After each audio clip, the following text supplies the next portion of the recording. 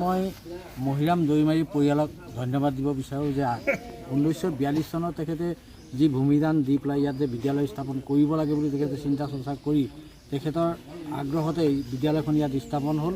সেই বিদ্যালয়তে আজি মই অহাৰ পাছৰ পৰাই ইয়াত এটা অভাৱ দেখি আছিলোঁ যে বিদ্যালয়খনত তোৰণ এভাগ লাগে। গতিকে পৰিয়ালৰ সদস্যসকলে নিজাববীয়াকৈ আগবাঢ়ি আহি কৈছে যে আমি এনেকৈ তোৰণ ভাগ আগবঢ়াম। গতিকে তেখেতসকলক যি চিন্তা ভাৱনা, সেই চিন্তা ভাৱনাক মই বিদ্যালয় পৰিয়ালৰ ফালৰ পৰা মই তেওঁলোকক শতকোটি নমস্কাৰ জনাইছোঁ।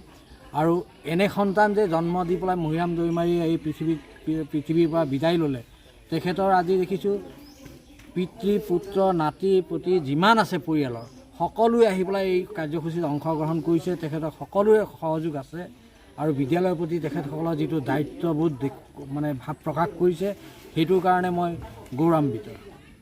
20 চনত স্থাপিত হোৱা এই নবিল প্ৰাথমিক বিদ্যালয়, সেই সময়ত এই স্কুলৰ বাবে ভূমিদান কৰিছিলে মহিৰাম দৈমাৰী ডাঙৰীয়া।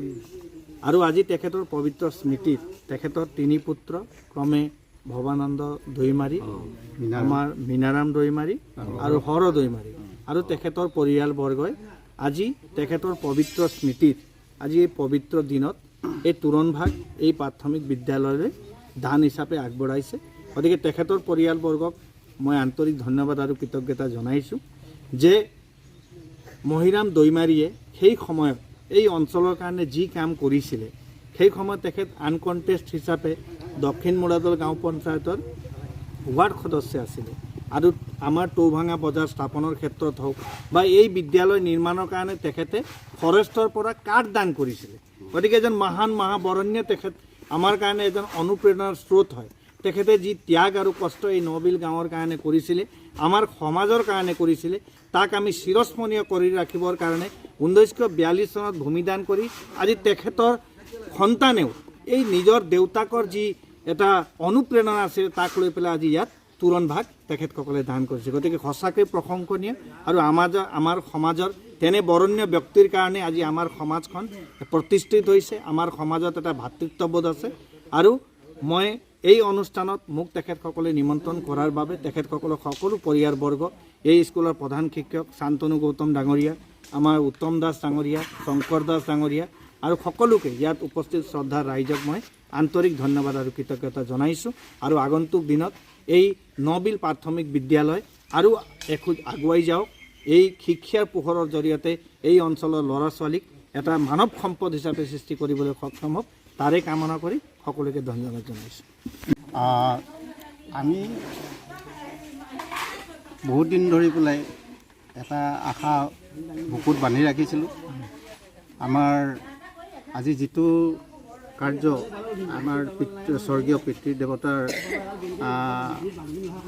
স্মৃতিৰ সুদ হিচাপে এখন আমাৰ এই নবিল প্ৰাইমাৰী বিদ্যালয়ত আমি এখন তোৰণ আগবঢ়াম বুলি পৰিকল্পনা কৰিছিলোঁ। 3জন পুত্ৰই, তেখেতৰ 3জন পুত্ৰই। গতিকে আজি আমি সেই কাৰ্যত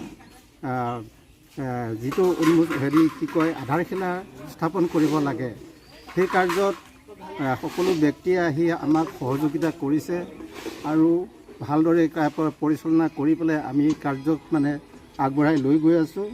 ইয়াৰ লগতে আমি আমাৰ দক্ষিণ মূৰাদলৰ